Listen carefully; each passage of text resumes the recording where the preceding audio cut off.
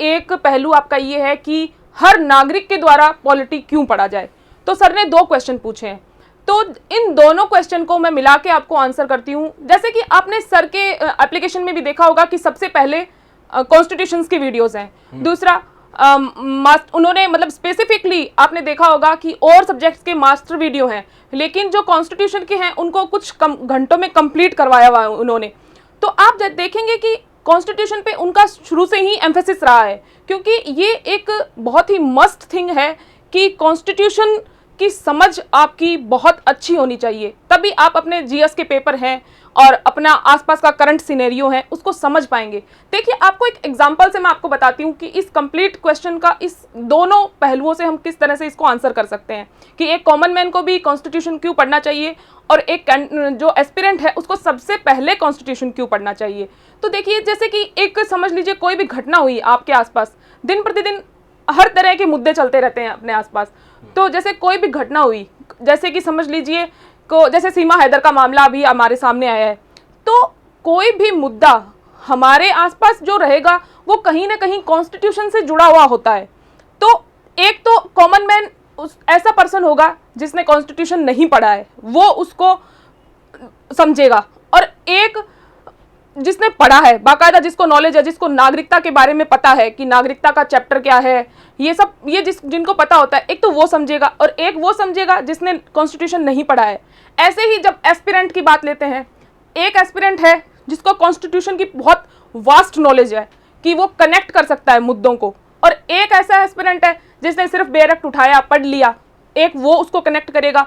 तो ये जो कनेक्टिविटी है कि कोई भी मुद्दा है उसको किस तरह से हम कॉन्स्टिट्यूशन से जोड़ सकते हैं, करंट सिनेरियो को किस तरह से एग्जाम के पॉइंट ऑफ व्यू से समझ सकते हैं, और अगर हम एक कॉमन मैन है तो कौन सा कानून है, जैसे कॉमन मैन के लिए जरूरी क्यों है, क्योंकि जब कानून बनाए जाते हैं, जो शासन व्यवस्था देश की चलती है या फिर वर्ल्ड की कोई भी किसी भी कंट्री की शासन व्यवस्था ले लीजिए, मोस्टली जहाँ जो जितनी भी वर्ल्ड की डेमोक्रेटिक कंट्रीज जितनी है वहाँ पे रूल ऑफ लॉ है, कॉन्स्टिट्यूशन है, कानून व्यवस्था है, हर देश का संविधान से चलता है। तो और संविधान के व्यवस्थापिका बनाती है कानून संविधान के अकॉर्डिंग कि वो उसके विरुद्ध नहीं जाना चाहिए। तो जब एक कॉमन मैन आप होंगे तो आप जब आपके लिए ही कानून लाए जाते हैं, तो कानून आपके अधिकारों का हनन कर रहा है, नहीं कर रहा है, आपकी जो डिमांड्स थी उनके अकॉर्डिंग बना है, नहीं बना है। जैसे किसान बिल जो था उसके बारे में जब किसी को पता होगा कि हाँ ये हमारे अधिकारों का हनन कर रहा है या फिर ये हमारे अधिकारों के अनुकूल है, हमारी मांगों के अनुकूल है, तभी तो आप पता लगाएंगे ना, जब आपको कॉन्स्टिट्यूशन का नॉलेज होगा। इसीलिए एक कॉमन मैन का और एक एस्पिरेंट का सबसे पहले और कॉमन मैन का मस्ट कॉन्स्टिट्यूशन पढ़ना जरूरी है। और दूसरा, आप देखेंगे कि एक कंट्री में बहुत सारे मुद्दे होते हैं, लेकिन 50 से 60% मुद्दे कॉन्स्टिट्यूशन के होते हैं। अदर मुद्दे हैं अर्थव्यवस्था से जुड़े हुए हैं, समाज व्यवस्था से जुड़े हुए हैं, और हजार मुद्दे होते हैं, लेकिन 60% जो मुद्दे होते हैं एक कंट्री में, वो मुद्दे कॉन्स्टिट्यूशन से जुड़े हुए होते हैं। इसलिए हमारा जरूरी है कि हम कॉन्स्टिट्यूशन की समझ विकसित करें खुद में।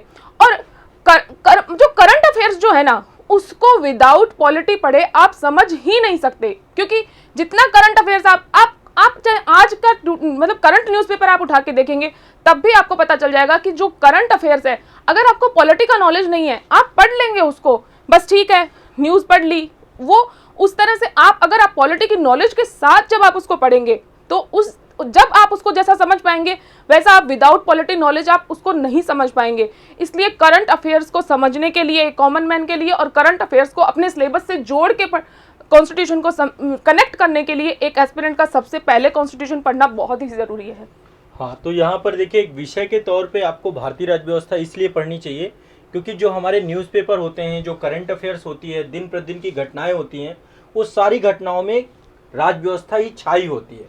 आप कोई भी न्यूज़पेपर उठा लीजिए, आज अभी टीवी ओपन करिए तो आपको वो सारा का सारा सिस्टम आप देखेंगे। जैसा कि मैम ने बताया कि 50 से 60% घटनाएं दिन प्रतिदिन की जो होती हैं वो राज्य व्यवस्था के इर्द गिर्द होती हैं।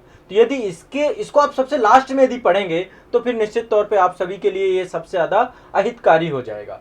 इसके बाद अर्थव्यवस्था की घटनाएं चलती रहती हैं देश में। आप देखिए, इकोनॉमी को लेकर डेवलपमेंट हो रहे हैं, इतनी सारी मॉनेटरी पॉलिसी आ रही है, महंगाई पे चर्चा हो रही है, ये सब तो राज्य व्यवस्था और अर्थव्यवस्था है दोनों मिलकर साथ चलती हैं। और इसीलिए हमें इन दो सब्जेक्ट को सबसे पहले तैयार करना चाहिए ताकि हम करंट पे समझ कर सकें, हम द हिंदू पढ़ सकें, हम दैनिक जागरण पढ़ सकें, हम टीवी समझ सकें, हम न्यूज़ समझ सकें। तो इंटर रिलेट कैसे करोगे? अब जैसे कि कई सारे मुद्दे हैं, आज मैम से मैं 3-4 मुद्दों पे डिस्कशन करने भी आया हूँ। जैसे मणिपुर हिंसा है, काफ़ी लोग बच्चे कमेंट में भी कर रहे थे, तो हम मैम से समझने का प्रयास करेंगे कि मणिपुर हिंसा किस तरीके से जो है एक संवैधानिक देश में किस तरीके का एक ये जो है घटना जो घटी है, इसको हम किस प्रोस्पेक्टिव से समझ सकते हैं। और इसी तरीके से मैं मैम से समझने का प्रयास करूंगा, जैसे लाइक आपका यूनिफॉर्म सिविल कोड का मुद्दा था। यूनिफॉर्म सिविल कोड के अलावा एक मुद्दा आपका जो है जैसे राहुल गांधी की सदस्यता को लेकर के मुद्दा था। ऐसे करंट में टॉपिक आपके छितराते रहते हैं, आप हर टाइम पे देखेंगे वो मुद्दा आपका हाईलाइटेड होगा तो राज्य व्यवस्था से जुड़ा होगा। तो इन सभी मुद्दों पर जरूर हम आएंगे। तो आप न्यूज़पेपर अच्छे से पढ़ पाएं, आप जो है सब्जेक्ट को अच्छे से समझ पाएं, इसलिए राज्य व्यवस्था आपकी पहली प्राथमिकता होनी चाहिए और राज्य व्यवस्था को हम पहली प्राथमिकता को लेकर के चल रहे हैं। यहाँ पे मुकेश कुमार गौतम जी बोल रहे हैं कि सर क्लास कब से होगी? तो देखो, क्लास भारतीय राज्य व्यवस्था की मैम के द्वारा प्रारंभ की जा रही है, सेपरेट बैच आ रहा है इसका।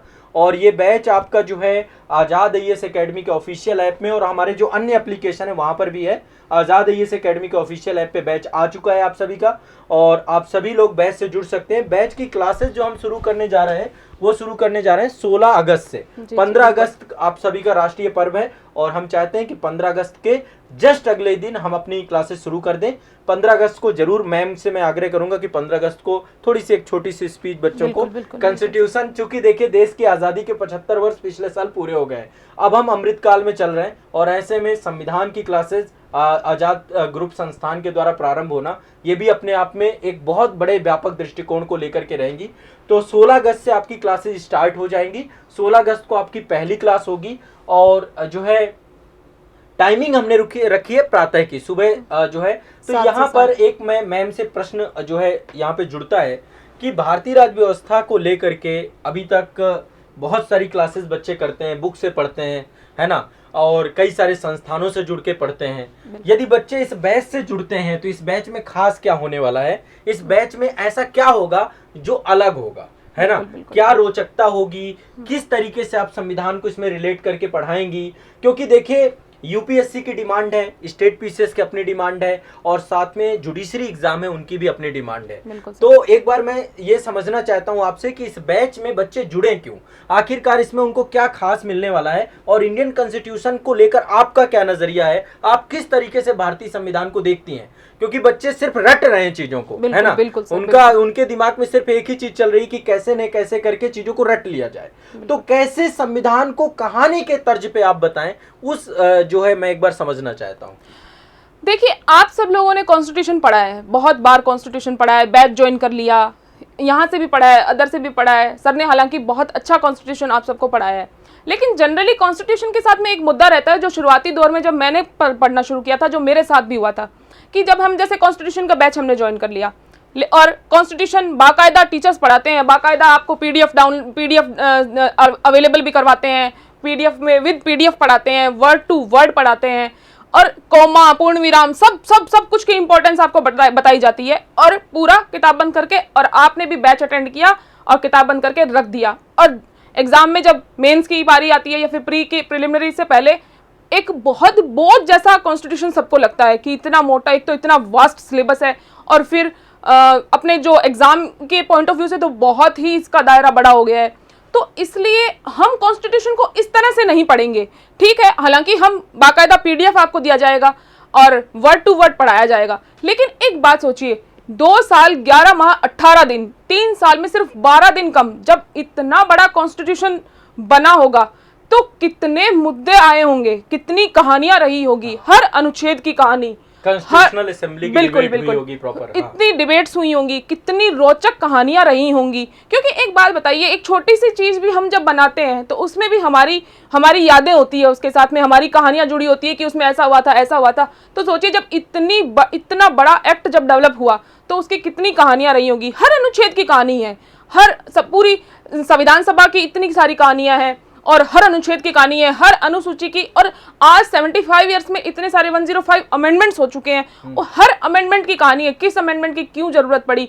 तो हम इस पूरे जो कॉन्स्टिट्यूशन के एक एक अनुच्छेद को बहुत ही मजेदार और रोचक तरीके से मैं आपको हर चीज जो आपको जैसा आपको बताया गया अनकहे पहलुओं के साथ हर अनुच्छेद की कहानी, कौन सा अनुच्छेद क्यों जुड़ा, किस तरह से जुड़ा, किस स्थिति में जुड़ा, तो हम पूरी कहानियों को पढ़ते हुए पूरा इंटरेस्ट से बहुत ही मजेदार तरीके से कॉन्स्टिट्यूशन को पढ़ेंगे। और जिस दिन हम इस बैच को कंप्लीट करके कॉन्स्टिट्यूशन पढ़े रखेंगे उस दिन हमें कॉन्स्टिट्यूशन के बारे में ये नहीं लगेगा कि अरे ये बोरिंग किताब, इतनी मोटी किताब। हमें क्योंकि हम जब तक हम इस पे जोर देंगे कि ये इस तरह से हो कि हमें विद कहानी ये पूरा स्टोरी राइटिंग के, जैसे कि आप ही देखिए बहुत सारे एक्ट होते हैं, जैसे कि आईपीसी ले लीजिए, सीआरपीसी ले लीजिए, सीपीसी ले लीजिए, इतने सीआरपीसी में 484 सेक्शंस हैं, आईपीसी में 511 सेक्शंस हैं, सीपीसी में 158 ऑर्डर्स हैं, ये 158 सेक्शंस हैं, 51 ऑर्डर्स हैं, इतना सारा। तो ऐसा लगता है कि जैसे कोई कहानी सुना दे और हमें याद हो जाए और ये बहुत बॉर्डम जैसा हमारे सर पे ना रहे।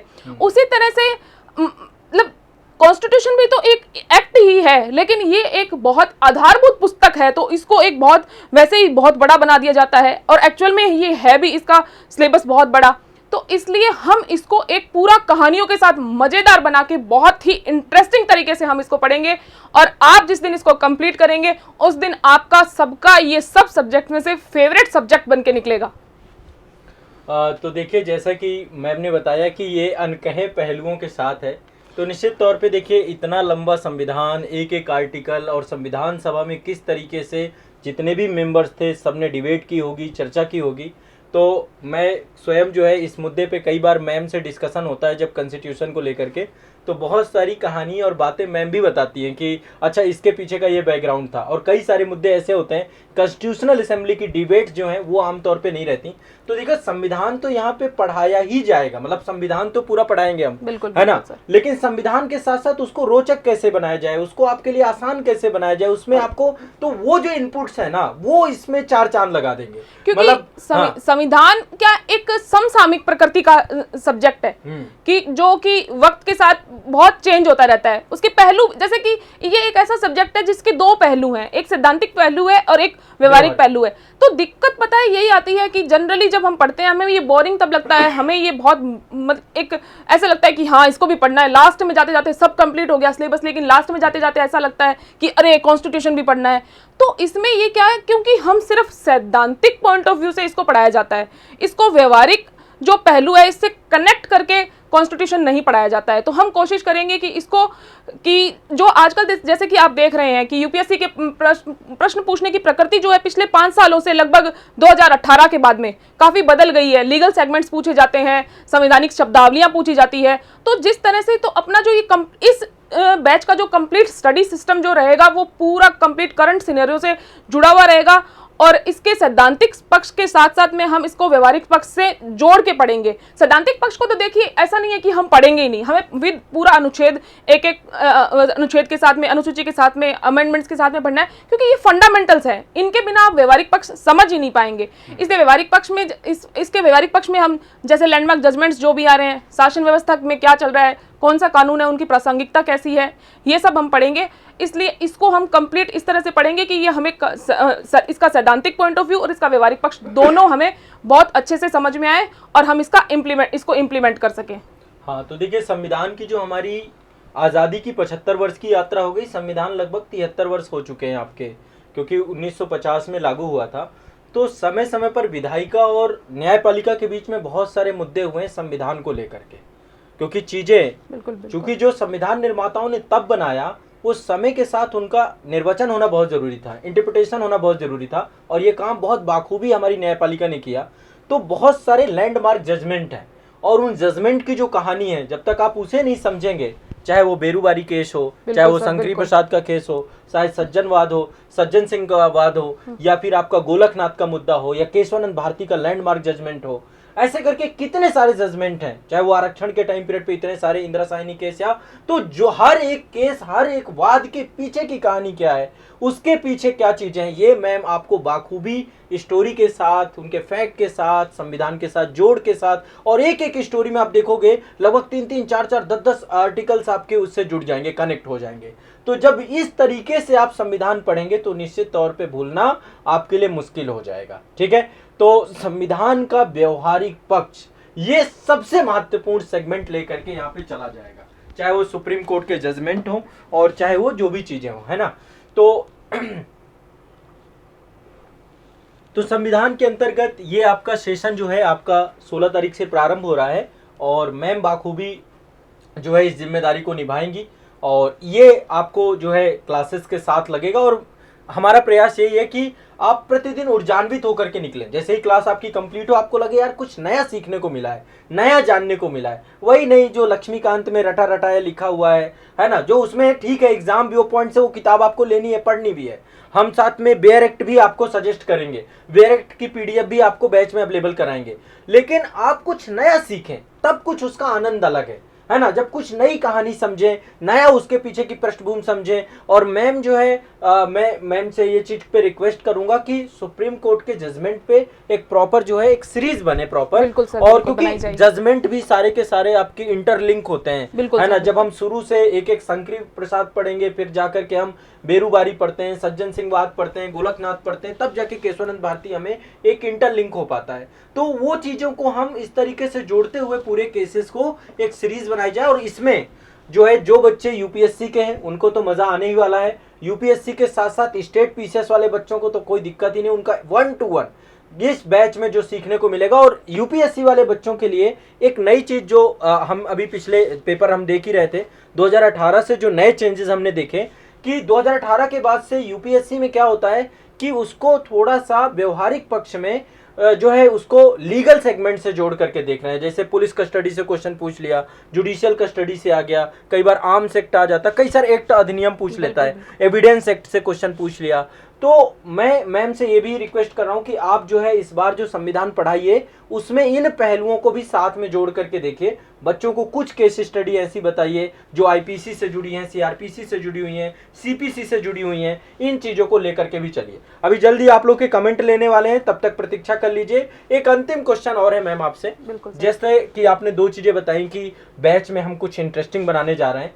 अच्छा, अभी जो इंडियन पॉलिटी जो बच्चे पढ़ रहे हैं, बहुत सारे बच्चे सेल्फ स्टडी भी करते हैं, है ना।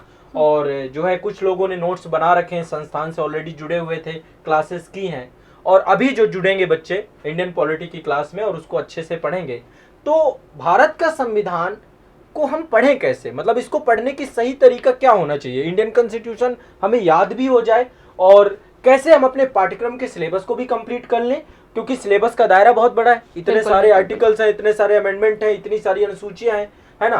तो किस तरीके से हम संविधान को पढ़ें कि बच्चों को ये दिमाग में छपता चला जाए, है ना। आपको संविधान को लेकर आपकी क्या टेक्निक रही है, आप किस तरीके से संविधान को देखती हैं। तो एक बार मैं चाहता हूं आपसे कि इस प्रश्न पे आप जो है प्रकाश डालिए कि भारत का संविधान कैसे जो है देश का एक ऐसा संविधान बने जो देश के जितने भी बच्चे हमारे साथ जुड़ करके पढ़ेंगे उनको आनंद आ जाए इसमें। तो पढ़ने की सही रणनीति क्या होनी चाहिए?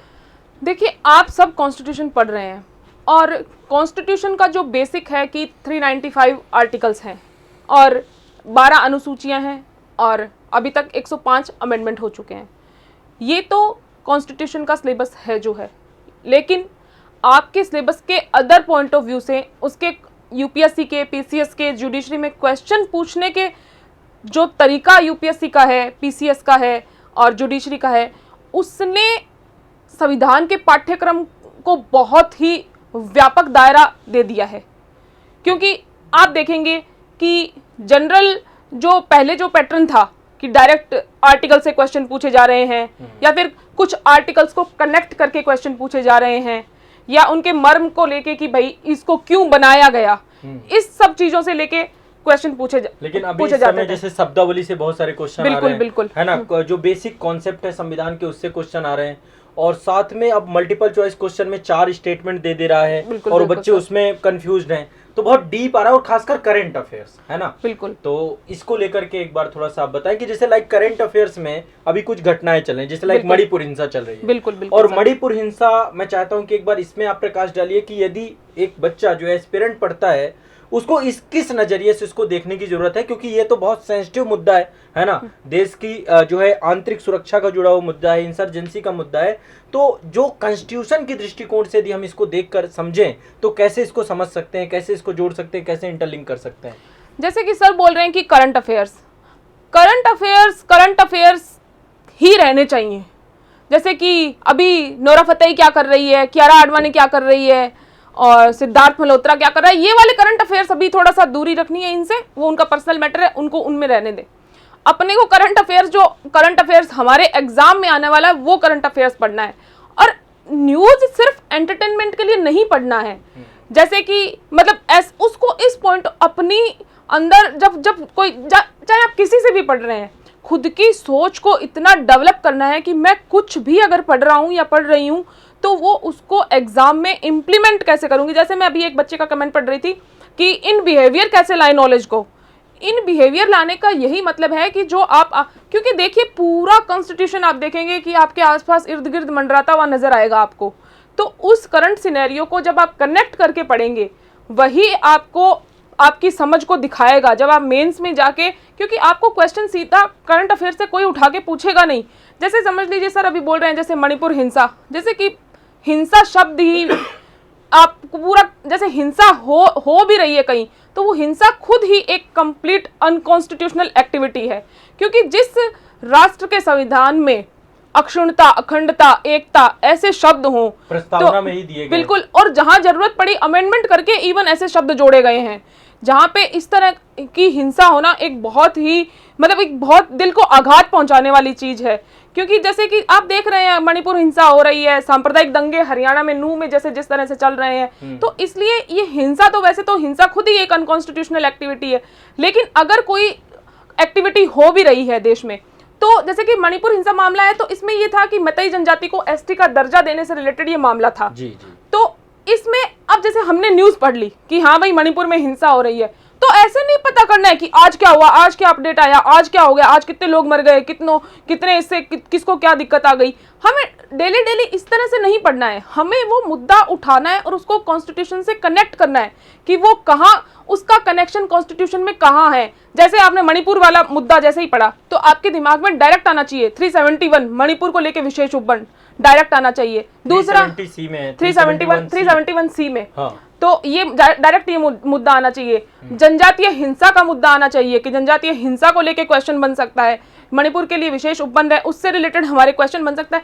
आपको डायरेक्ट मणिपुर में हिंसा किस डेट को हुई ऐसे नहीं पूछेंगे क्वेश्चन कि आपको ये पूछ लिया कि किस डेट को मणिपुर में हिंसा हुई थी, ऐसे क्वेश्चन फ्रेम नहीं होंगे। जो आपका करंट सिनेरियो है यूपीएससी उससे कनेक्शन बनाएगी। हम जैसे कोई क्वेश्चन जैसे बहुत छोटी जैसे मणिपुर 371 सी है, इसको क्वेश्चन में आ जाएगा तो हम दिमाग लगाते हैं कि इतनी अनइम्पोर्टेंट चीज कैसे पूछ ली, जबकि हम ये नहीं सोचते हैं कि हमारे करंट के जिस टाइम हम पढ़ रहे थे उस टाइम सबसे ज्वलंत मुद्दा यही था कि मणिपुर में हिंसा हो रही थी और मणिपुर को लेकर विशेष उपबंधों का प्रावधान हमारे संविधान में किया गया है। डायरेक्ट हमारे दिमाग में एसटी ये मामला देखा जाएगा कि वो किससे था, मैतई जनजाति को एसटी दर्जा। तो आप ये कनेक्टिविटी बनाइए, जैसे सर पूछ रहे हैं ना कि रणनीति किस तरह से होनी चाहिए, तो आप जब अपने आसपास का माहौल देखते हैं उससे कनेक्टिविटी बनाइए कि ये कॉन्स्टिट्यूशन से किस तरह से जुड़ रहा है। जैसे कि एसटी का दर्जा आपके डायरेक्ट में दिमाग में सीधा 342 आना चाहिए, 339 आना चाहिए, 338(1) आना चाहिए, अनुसूची 5 आनी चाहिए। और भी बिल्कुल नॉर्थ ईस्ट में विप्लववाद की समस्या, बिल्कुल आप जैसे कि ऐसे का टॉपिक उग्रवाद से रिलेटेड, नॉर्थ ईस्ट में पूरा उग्रवाद की समस्या, तो इससे ये पूछा जा सकता है कि उग्रवाद, ऐसे में उग्रवाद को लेके बहुत सारे ऐसे के टॉपिक बनाए जा सकते हैं। इसलिए आप जो भी आपके आसपास घटना घटित होती है उसको आप अपने पॉइंट ऑफ व्यू के एग्जाम के पॉइंट ऑफ व्यू से कनेक्ट करिए। सीधा सा हिंसा, जैसे हिंसा शब्द इसमें मणिपुर में हिंसा हुई है, तो जब हिंसा हुई है तो किसी न किसी के एफआईआर वायलेट तो हुए होंगे, तो एफआईआर वायलेशन कैसे होता है, किस तरह, कहाँ पे हम इसमें रिट एफआईआर वायलेट होते हैं तो कहाँ 32 में 226 में हम कहाँ रिट दायर कर सकते हैं, सुप्रीम कोर्ट में कब रिट दायर कर सकते हैं। तो ये कनेक्टिविटी आपको बनानी पड़ेगी। इसी कनेक्टिविटी से इसमें ही देखिए अभी जैसे सुप्रीम कोर्ट ने इस मामले में सुओ मोटो संज्ञान लिया है। तो सुओ मोटो संज्ञान कब, सुओ मोटो मीन्स जब स्वतः संज्ञान लेती है कोई भी न्यायालय तो वो सुओ मोटो कहलाता है। तो सुओ मोटो संज्ञान लिया है तो सुप्रीम कोर्ट सुओ मोटो संज्ञान कब ले सकता है, क्योंकि और जैसे जनरली लोअर कोर्ट से संज्ञान लेते हैं तो मामला होता है कि वो बहुत डायरेक्ट हमें देखने को मिलता है। सीआरपीसी में 190 में आप जैसे देखेंगे तो पता है लोअर कोर्ट में पता है कि कब ले, वो आइडेंटिफाई किया गया है कि तब ले सकते हैं 190C में। लेकिन सुप्रीम कोर्ट के बारे में आपको कनेक्टिविटी बनानी पड़ेगी, कहाँ सुप्रीम कोर्ट खुद संज्ञान ले सकता है, कब ले सकता है। तो ये सब कनेक्टिविटी आपको बतानी पड़ेगी, अपने दिमाग में बनानी पड़ेगी, तभी आप मेंस के क्वेश्चन सॉल्व कर पाएंगे, इंटरव्यू के क्वेश्चन सॉल्व कर पाएंगे। तो इस तरह से करंट सिनेरियो आप जैसे और भी बहुत सारे मुद्दे हैं जो अभी हमारे आसपास देखने को मिल रहे हैं। जैसे कि आप देखेंगे कि अभी ये संसद सदस्यों की निरर्थकता का मामला, तो आप एक बार जवाब दीजिए कि संसद सदस्यों की निरर्थकता का मामला कौन सा है अभी जो चल रहा है, कि अगर जैसे संसद 101 से 104 तक का हमें टॉपिक पढ़ना चाहिए, तो अभी कौन सा मुद्दा है जो इससे रिलेटेड आपको देखने को मिल रहा है, बताइए जरा। मैं कमेंट पढ़ रही हूँ, आप बताइए। तो प्रश्न आप सभी से पूछा गया है कि संसद सदस्यों की निरर्थकता का एक मामला आप सभी ने भी इस समय बहुत चर्चा में था, करंट पे मैंने डिस्कस भी किया था आप सभी के साथ। तो अभी आपको पता है कि बहुत ही चर्चित नाम है, नामी गिरामी नाम है। आपके आंसर का वेट हो रहा है, तो आप बताइए कि जैसे अगर में जरूर लिखिए कि कौन है वो कि 101 से 104 हमें कॉन्स्टिट्यूशन में क्यों पढ़ना चाहिए अभी। इतना समय मत लीजिए भाई।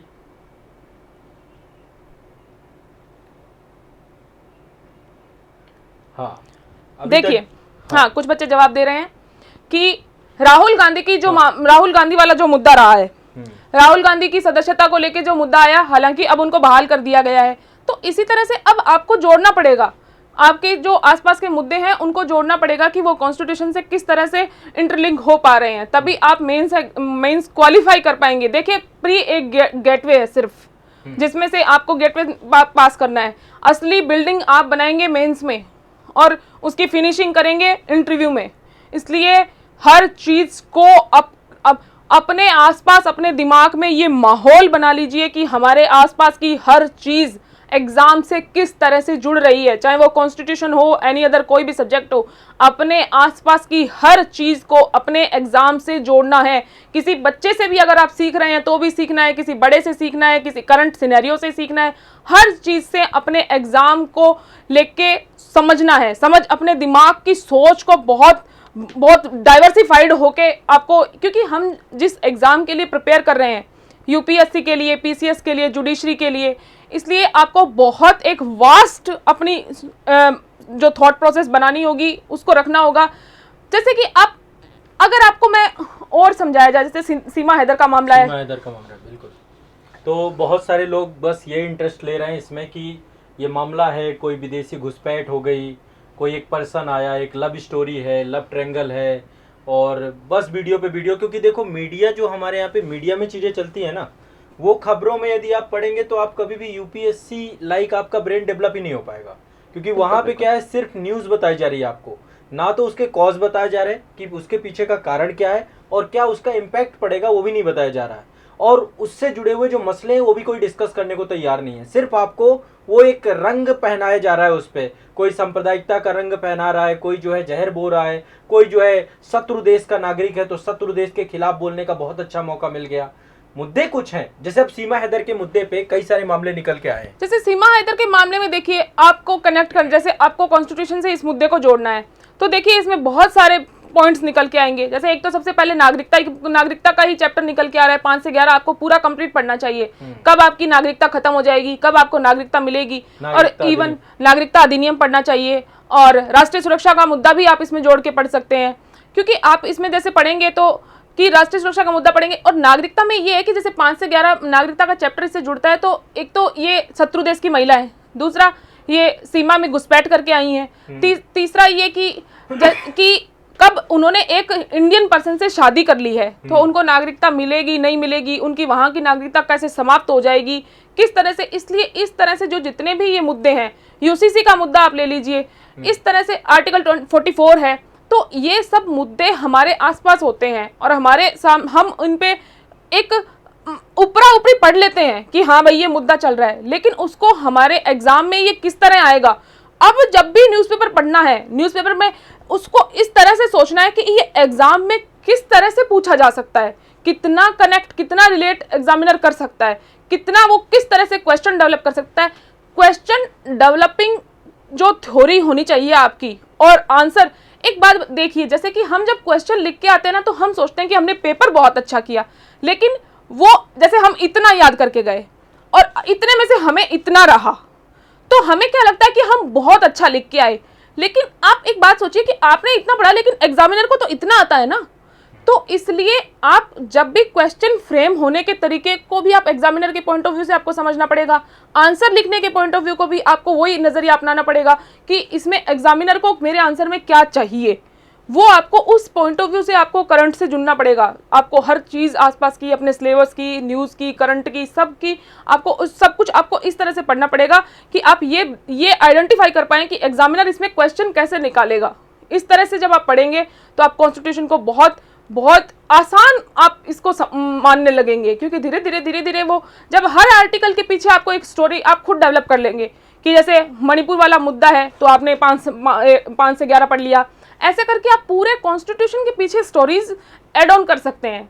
यूसीसी है 44 का मुद्दा बन गया, 101 से 104 वाला ये जो सदस्यों की निरंतरता वाला मुद्दा बन गया, ऐसे करके मणिपुर वाला। तो देखिए आपने इसमें कितने आर्टिकल ऐड ऑन हो गए हैं। तो ऐसे आप करके बहुत सारे हर आर्टिकल के पीछे कोई ना कोई स्टोरी हमारे आसपास इर्द गिर्द हमारे घूमती रहती है। तो इस तरह से इस कनेक्टिविटी से आप बहुत ही अच्छी समझ इसमें बना सकते हैं, क्योंकि यूपीएससी बहुत बहुत डीप क्वेश्चन पूछेगा और बहुत अलग एक नजरिए से क्वेश्चन पूछता है, क्योंकि क्वेश्चन हमेशा नया फ्रेम होता है। नया ऐसे तो है नहीं कि पिछले 10 साल के पेपर रट जाएंगे। एक टाइप हो सकता है सेम, लेकिन कभी क्वेश्चन रिपीट नहीं होगा। नया क्वेश्चन बनाने के लिए यूपीएससी को, पीसीएस को, जुडिशरी को क्या करना पड़ेगा?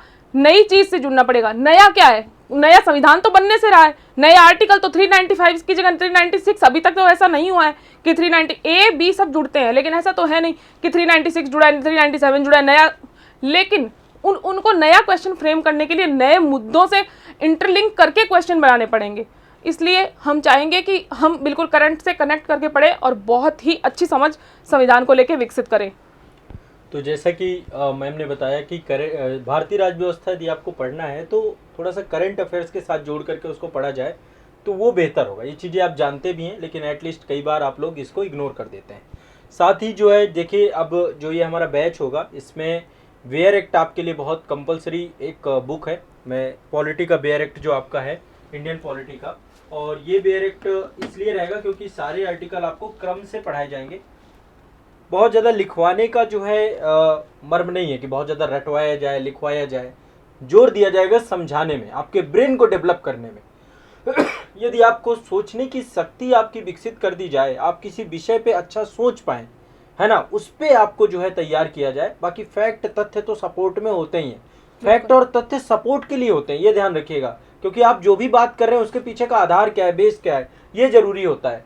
हमें जो किसी विषय वस्तु को आप फ्रेम कैसे कर सकते हैं, इंटरलिंक कैसे कर सकते हैं, जोड़ कैसे कर सकते हैं, एक सब्जेक्ट को दूसरे सब्जेक्ट के साथ कैसे जोड़ सकते हैं, वो चीज़ आपको सिखाने का प्रयास इस बैच में पूरी तरीके से किया जाएगा।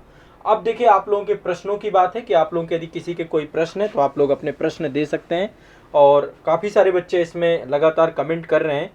हाँ, काफ़ी लोग जो है इसमें आईपीसी के बहुत सारे सेक्शन पे भी बात कर रहे हैं। आपको देखिए, मैम क्लास के बीच बीच में आपको आईपीसी की बहुत सारी कहानियां हैं, उसमें तो बहुत लंबा सेगमेंट है। कभी बिल्कुल, बिल्कुल। उसका अलग से सेपरेट बैच कभी आएगा जुडिशरी के बच्चों के लिए। आईपीसी, सीपीसी, सीआरपीसी, ये जितने भी आपके सेगमेंट हैं तो उस पर हम काम करेंगे। अच्छा, एक चीज़ और मुझे बताइए, जैसे लाइक यूपीएससी के जितने बच्चे हैं, स्टेट पीसीएस के बच्चे हैं हमारे, ये बैच से जुड़ रहे हैं और जुड़ करके क्लास कर रहे हैं, और ओवरऑल हमारा प्रयास यही है कि हम पूरा सिलेबस इनको यहाँ पे कंप्लीट कराएंगे, प्रीलिम्स और मेंस दोनों दृष्टिकोण। बिल्कुल बिल्कुल। लेकिन जो जुडिशरी वाले बच्चे हैं, बहुत सारे बच्चे जो जुडिशियल एग्जाम की तैयारी कर रहे हैं, तो संविधान में उनको क्या अतिरिक्त देखना चाहिए, मतलब उनके अप्रोच किस तरीके के होते हैं? देखिए, वेयर एक्ट तो एक बेसिक है ही जो सबको पढ़ना है, चाहे पीसीएस का एग्जाम है, चाहे यूपीएससी का एग्जाम है, चाहे जुडिशरी का एग्जाम है। लेकिन जो जैसे कि आजकल तो ये है कि एक समानता देखने को मिल रही है कि जिस तरह से जुडिशरी के स्टूडेंट्स के पेपर्स में ये होता है कि जो लैंडमार्क जजमेंट्स हैं या फिर जो भी कानून से, मतलब कानून से जुड़ के जब कॉन्स्टिट्यूशन आता है तो वो पूछा जाता है। लेकिन ये समानता आजकल यूपीएससी के पेपर में भी देखने को मिल रही है कि कानूनी शब्दावली पूछी जा रही है, और लैंडमार्क जजमेंट्स पूछे जा रहे हैं। इसी तरह ही, लेकिन जो लॉ फील्ड के स्टूडेंट्स हैं, जुडिशरी का एग्जाम जो देने वाले हैं, उनके लिए जरूरी है कि वो जजमेंट्स को लेके और कानूनों को किस तरह से प्रासंगिक कानून है या नहीं, इसको लेके वो उनको समझ विकसित करनी पड़ती है, पढ़ना पड़ता है कि कोई भी कानून आएगा तो वो सही है या नहीं है, अधिकारों का हनन तो वो नहीं कर रहा है, या फिर जैसे इसी तरह से मुद्दे जब चलते रहते हैं तो बहुत ट्रेंड सेटर केस बनते हैं, सुप्रीम कोर्ट बहुत सारे डिसीजंस देती है, तो उनको पढ़ना पड़ता है। तो इसके लिए स्पेसिफिक जब जो जुडिशरी के स्टूडेंट्स जो हमारे साथ जुड़ेंगे उनके लिए बाकायदा स्पेसिफिक सीरीज लाई जाएगी, जो केस लो जिनमें जो पुराने बहुत ट्रेंड सेटर केस हैं वो अलग से क्लासेस ली जाएंगी, और जो पहले के ट्रेंड सेटर केस जो है उनको भी उसमें पढ़ाया जाएगा। जो शुरू से लेके आज तक जो अभी आर्टिकल 21 में भी जो ऐड ऑन होने के लिए जो केस पुट्टा स्वामी केस है, जैसे कि करंट जितने भी केस हैं अभी शुरू से लेके भिकाजी नारायण शुरू के मामले जो 1951 से लेके अभी तक के जितने भी केस लॉस जितने हुए हैं, जितने भी ट्रेंड सेटर केस जितने हैं, या फिर अभी सुप्रीम कोर्ट इस दौरान जो डिसीजंस देंगी, वो सब बाकायदा उनकी एक सीरीज आएगी और उनको बाकायदा जुडिशरी के स्टूडेंट्स को और अन्य स्टूडेंट्स जो हमारे साथ जुड़े रहेंगे सबको बाकायदा बहुत ही वास्ट तरीके से पढ़ाया जाएगा। तो देखो यहाँ पे हम पहले से ही स्पष्ट कर दे रहे हैं, इस बैच में आपको पूरा संविधान का सिलेबस पढ़ाया जाएगा। जुडिशरी वाले बच्चों का अलग बैच रहेगा, उनके लिए अभी बैच हम प्लान कर रहे हैं कि आपको यहाँ पे बेसिक्स सारे कवर हो जाएंगे, है ना, यहाँ पे बेसिक्स कवर होंगे। और जुडिशरी के लिए जो मैम केस का बता रही हैं वो केस के लिए हम अलग से प्लान करेंगे। अभी यहाँ पे हम यूपीएससी के पूरे पाठ्यक्रम को, यूपीएससी के पूरे सिलेबस को, स्टेट पीसीएस एग्जाम के पूरे सिलेबस को, उसको हम बहुत फोकस तरीके से पढ़ेंगे, बहुत ज़्यादा लंबा नहीं खींचेंगे चीज़ों में। आपको मैम इन्फोग्राफिक जो है कंटेंट आपको अवेलेबल कराएंगी, इन्फोग्राफिक लाइक पीछे आपको इमेज चलेगी और इमेज को ही आपको जो है एक तरीके से डिस्क्राइब किया जाएगा, बताया जाएगा। लाइक माइंड मैप में चीज़ों को आपको क्रिएट कराया जाएगा, कीवर्ड में क्रिएट कराया जाएगा, ताकि आप एग्जाम में बहुत बेहतर कर पाएँ, है ना। अब चलिए कुछ आप लोग के कमेंट देख लेते हैं। आप में से यदि किसी बच्चे के कमेंट हो तो एक बार आप बता दीजिए। आशीष यादव जी कह रहे हैं सर मैम यूपीएससी का मेंस एग्जाम टफ होता है क्या? देखो आप देश के सबसे बड़ी परीक्षा की बात कर रहे हैं और निश्चित तौर पे मेंस एग्जाम आसान नहीं है। पहले तो आपका उत्तर लेखन बहुत अच्छा होना चाहिए, जब तक आप लिख नहीं पाएंगे कोई फ़ायदा है नहीं, तो आपको लिखना बहुत ज़रूरी है ना। जितना बेहतर आप आंसर राइटिंग कर पाएंगे, लिख पाएंगे, लिखने की समझ विकसित कर पाएंगे, कंटेंट उसमें डाल पाएंगे, तब जाके होंगे। इसके लिए मेरे आंसर राइटिंग के सेशन चलते हैं, उनसे जुड़िए और लिखना सीखिए, है ना। तो लिखते लिखते आपका मेंस आपका आसान हो जाएगा। जब लिखोगे नहीं तो कुछ हो नहीं पाएगा। तो आप लोग 8:45 से कल से क्लास है आप लोग की, उस क्लास में सुबह मॉर्निंग में आज़ाद एईस अकेडमी के प्लेटफॉर्म पे जुड़िए।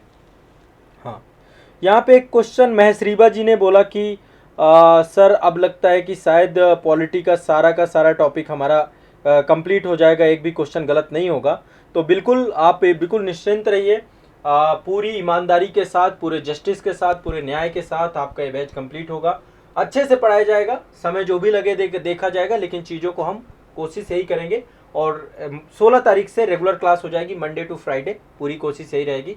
बीच में यदि कोई इवेंट आता है, मैम के बहुत सारे केसेस वगैरह होते हैं, मैम की व्यस्तता यदि किसी तरीके से, मतलब कोशिश यही है, अभी टाइम उन्होंने निकाला है और इसीलिए टाइम उन्होंने प्रातः का रखा है, क्योंकि 7 से 8:30 जो है 8:30 तक खाली रहता है शेड्यूल, तो इसीलिए सुबह का शेड्यूल है।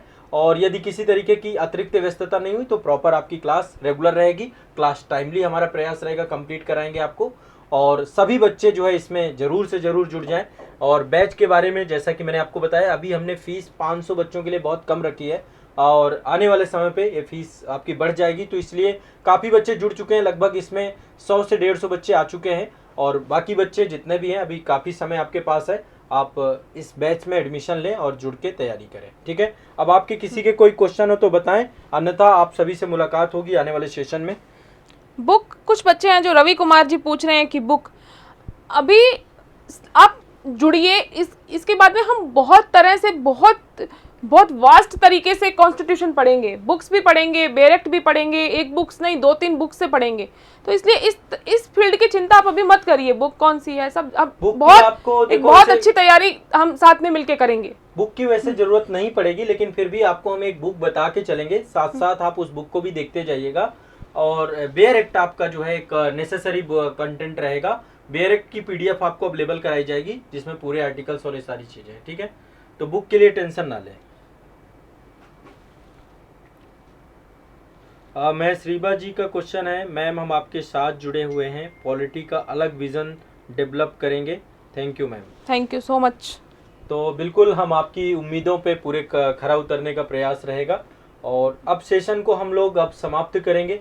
आप लोगों के यदि कोई भी अन्य प्रश्न है तो आप लोग इस वीडियो के कमेंट सेक्शन में ज़रूर पूछिएगा और आने वाले समय पे बिल्कुल पूरी कोशिश की जाएगी कि आपको रिप्लाई किया जाए सभी क्वेश्चन का। हाँ, लर्न टू इजी कह रहे हैं सर स्टार्ट कैसे करूं? देखो, स्टार्ट करने के लिए तैयारी स्टार्ट करनी है तो इसके लिए एक तरीका तो ये है कि आप सेल्फ स्टडी करना चाहते हैं या संस्थान से जुड़ना चाहते हैं। यदि संस्थान से जुड़ना चाहते हैं तो आप कंप्लीट फाउंडेशन बैच में जुड़ जाइए, वहाँ पे प्रॉपर सारी चीज़ें आपको उपलब्ध हैं और सारा चीज़ें बहुत सिस्टमेटिक तरीके से आपको उपलब्ध कराई गई है। राजेंद्र जी कह रहे हैं सर मेरा बेस बहुत कमज़ोर है, तैयारी कैसे करें? बेस देखो बेटा, आप पढ़ना पड़ेगा, पढ़ेंगे धीरे धीरे सब बेहतर हो जाएगा। यदि आप क्लास और कोर्स में ज्वाइन है तो निश्चित तौर पे हम बहुत बेसिक टू एडवांस लेवल में आपको लेकर के चलते हैं। हमारी टैगलाइन ही है शून्य से शिखर तक। जितने बच्चे यहाँ पे जुड़े हैं, लोगों ने अपनी आंसर राइटिंग इंप्रूव कर ली, पूरा सिलेबस कंप्लीट कर लिया, चीज़ों की एक बेसिक समझ डेवलप हो गई, करंट अफेयर्स कितने लंबे समय से और कितना शानदार मैं करवा रहा हूँ। तो हर एक सब्जेक्ट में हमारी एक एक्सपर्टीज़ है और हम पूरी कोशिश यही करते हैं कि उस सब्जेक्ट में आपको बेहतर से बेहतरीन कंटेंट अवेलेबल कराया जाए, बिल्कुल आसान भाषा में, एक लेमैन भी उसको समझ पाए। उस उद्देश्य से जो है हमारी हमेशा सारी क्लासेज होती हैं। आपका बैकग्राउंड साइंस का रहा है, आर्ट्स का रहा है, या आपने कुछ और किया है कि आप कॉमर्स के बच्चे रहे, आप किसी भी फील्ड के आए, आपको कोई भी सब्जेक्ट जो यूपीएससी के सिलेबस में, स्टेट पीएससी के सिलेबस में, वो आपको आसान लगना चाहिए। यही अल्टीमेट गोल हमारा है। और अब पॉलिटी के सब्जेक्ट को आपको नए सिरे से मैम के द्वारा करवाया जाएगा। आने वाले जितने भी सब्जेक्ट हैं उन सब्जेक्ट को अब हम बहुत ही बेहतरीन इन्फोग्राफिक कंटेंट के तौर पे आपके साथ उपलब्ध कराएंगे। तो अब सेशन का अंतिम समय है। मैं चाहता हूं कि मैम एक क्लोजिंग जो है कमेंट देंगी और आप सभी आप जो है आप लोगों का सपोर्ट की ज़रूरत है, ज़्यादा से ज़्यादा आप लोग सपोर्ट करिएगा।